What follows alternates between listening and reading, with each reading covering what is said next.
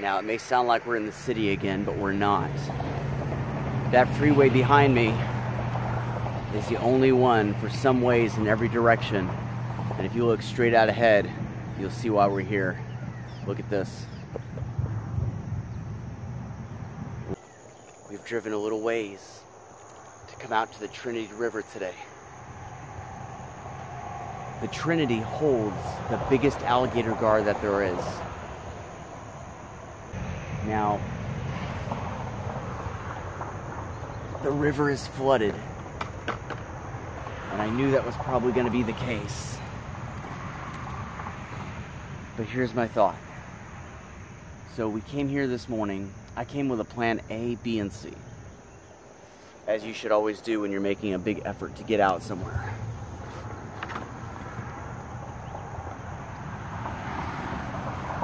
That's going to be a challenge. Yeah, shower's coming down now, but you know, that's not always a bad thing. Here's my concern. Here's what we got to watch out for. Number one, the car over there, we got to make sure, 100% sure that the ground that it's sitting on doesn't start getting slippery. The moment that happens, we're going to have to move the car. I think it should be fine. It's not really sandy over there. It's pretty rocky. Other thing to keep in mind is the water level of this river. Now, I am very, very, very used to the Brazos River, and I'm very familiar with how it acts when it starts getting rained on, how fast it rises. With the Trinity River, not so much. You know, no two rivers are exactly alike, so keep a mental note of where the water line is.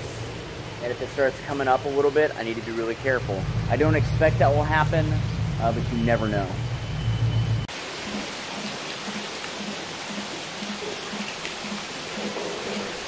That fish, that catfish, I put some mullet down there on the bait caster. Took it in about 20 seconds. Nice little channel catfish. Let's get him off the hook.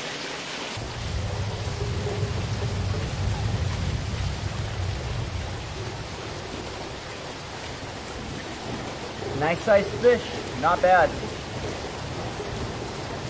Even with a piece of wire on there, he took it. A small single hook. Say goodbye.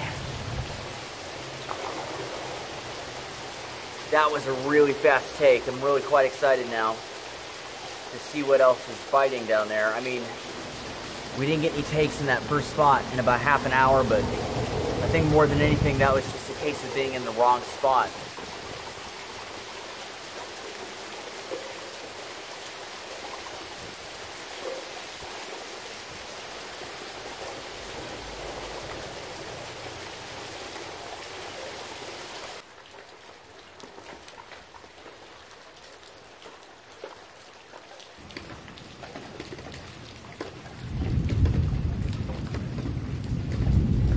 All right, everything under the bridge leading up until about right here is Snag City. This spot right in the middle here would be really good, but you can see that branch sticking out of the ground. Somebody drove a stake in there, probably 5 feet deep right there, and they've tied all their own lines to it. I've already been snagged in it once, so I'm going to try to get over here. I'm hoping if I get over to this embankment right here, I'll be able to settle baits in the current, and even if they get kind of brushed up against the side of the river, at the very least, they'll be sitting in a good deep spot right off of a really steep shelf. Really good landing area. I just got to cross this little bit of water right here. I think this is about 3 feet deep. Still need to be careful, but I think it's good. We can give it a go. Okay, not bad.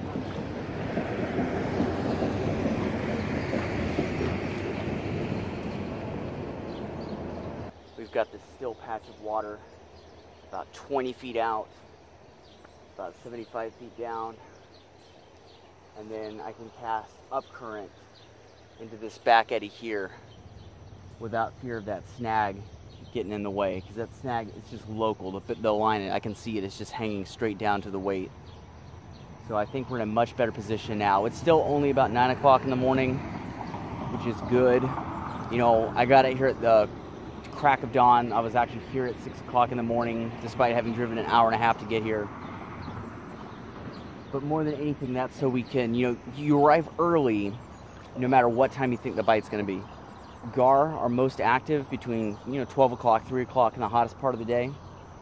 But if I'd arrived right at 12, I would have spent 2 hours just working out the fact that I needed to be over here instead of over there. Finding all the snags, losing all the gear, figuring out where the bait needs to be. That can take a little while. And having the foresight or the forethought to come here so early, now I'm ready to go. Still hours ahead of prime time, so feeling pretty good about the day.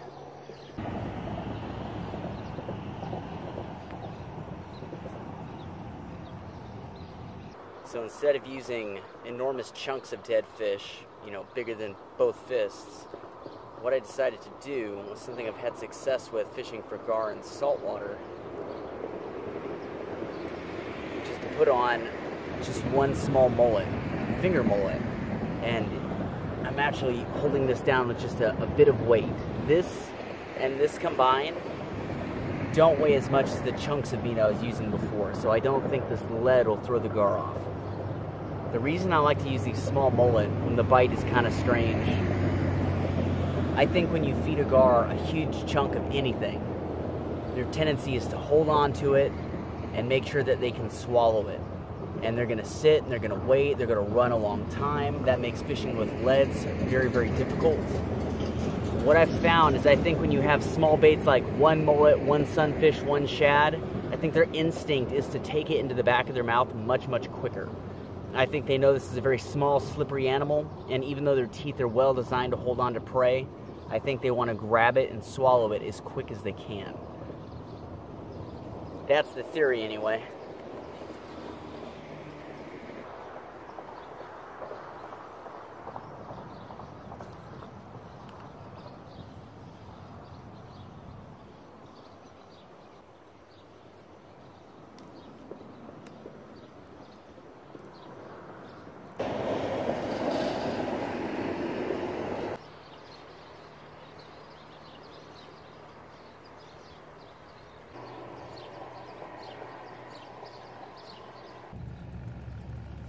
Shit, fish, fish, fish, fish. Fish, fish, fish, fish. Stay there. That's a fish. I gotta let him run though. I gotta let him run. You can't set the hook right away. It's not even in his mouth.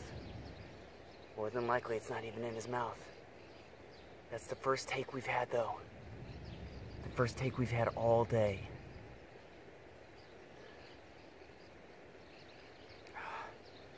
I think that was a fish. I mean, I've cast maybe 30, 40 times now and felt the speed that the current moves at. Set this down. This is quite typical of what they do. They grab a bait, they move off with it at speed, they stop. Let's give it a moment.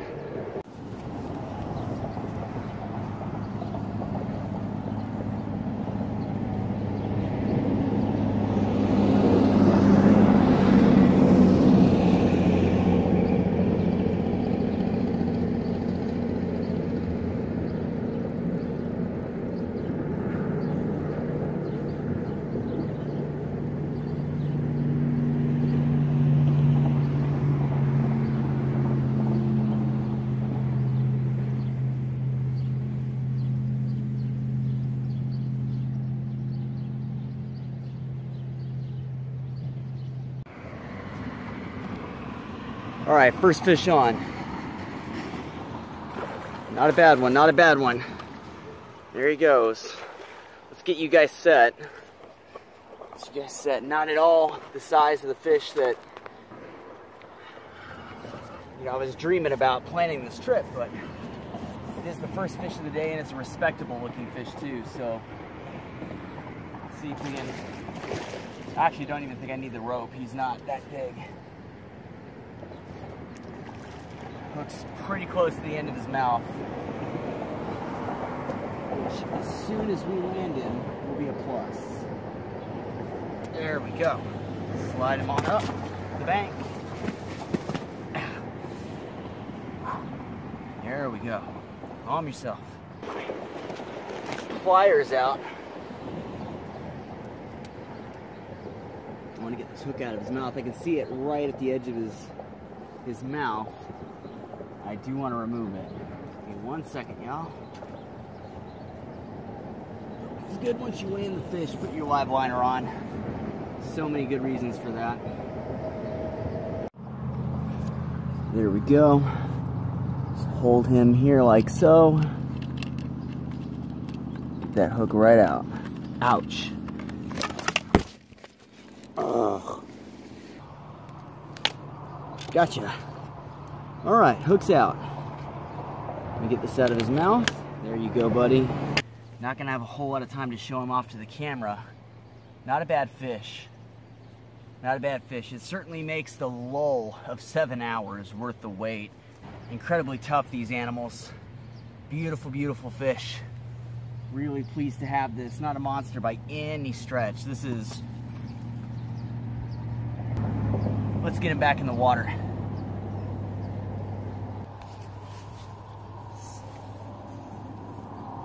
we go. I don't think he'll need much of a rest. Yeah, there he goes. Good fight, good fight.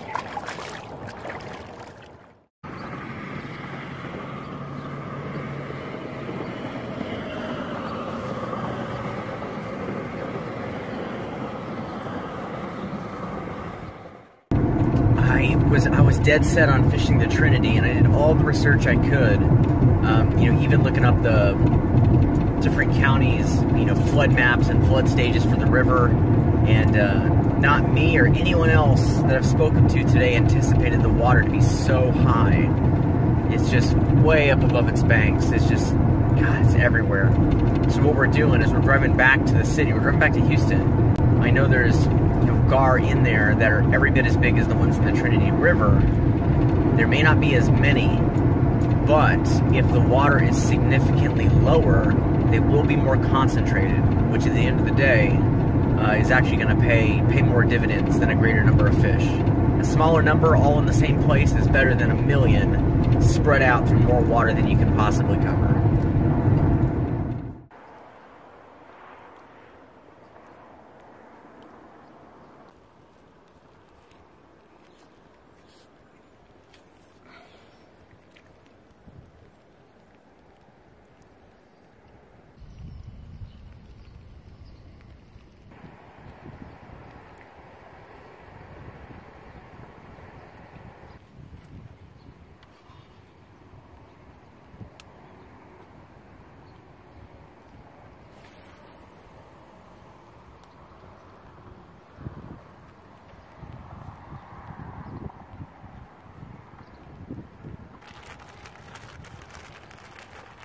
So what I'm doing is I've got this bag full of mashed up halibut pellets. Same kind of thing you would use for carp fishing. And I put my bait in there, and what that does is it just gives it an extra kick, extra scent to help fish home in on it in this flooded water. The bait's going to be a little bit harder to come by, but this extra smell should come in handy.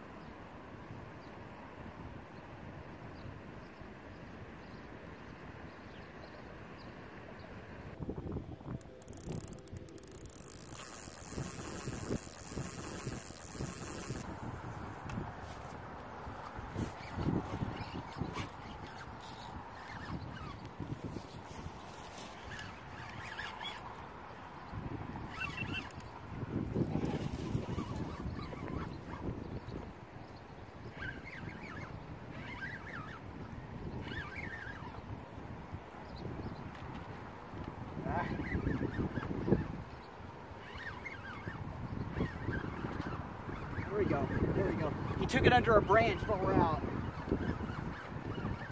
Look at that, it came right to us.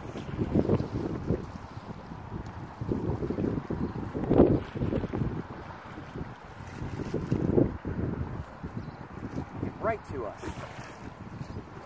Look at that. Look at that. Let me show you guys what we got. Look right there.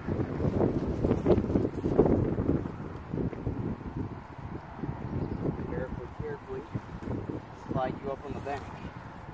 Hey, nice fish. Remember, guys, when they're on the bank, live liner on in case they slide off and you're not holding this thing. Good looking fish. All right.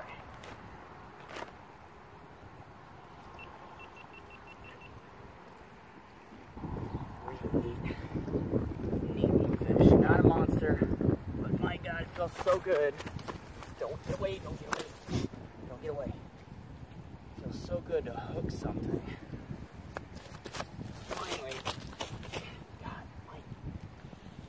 I was gonna say he didn't have much of a fight because he swam right towards us from the get-go.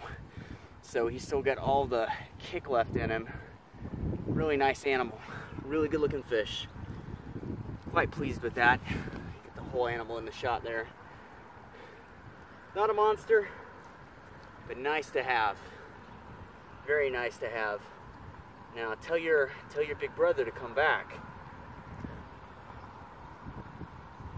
That's interesting, what it is. Little guys, what are those? On his tail here. I don't know what those are. Right there by my finger. Huh. They almost look like miniature rays, but they're not. They're some kind of skin parasite. Interesting. Let's get this guy back.